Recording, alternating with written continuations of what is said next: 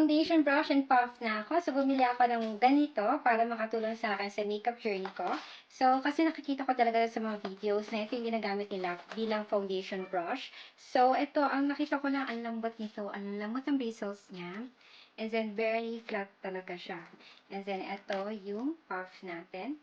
So, subukan natin ang ating foundation brush. So, meron akong foundation from L'Oreal. So, matagal ko na itong makeup at tingnan natin kung paano siya ayan.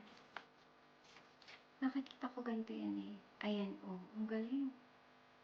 Ang smooth lang na pagka-glide ng foundation sa skin ko. At saka parang pantay na pantay yung pagkaka-apply sa skin ko. Before kasi parang 3 layers of cake foundation yung nasa face ko. Pero ngayon, parang 1 layer lang. Napaka-even, napaka-smooth at talagang pantay na pantay.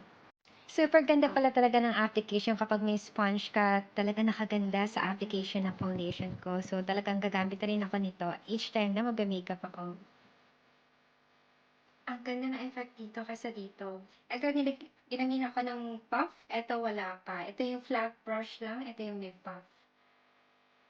At ang ganda ng effect.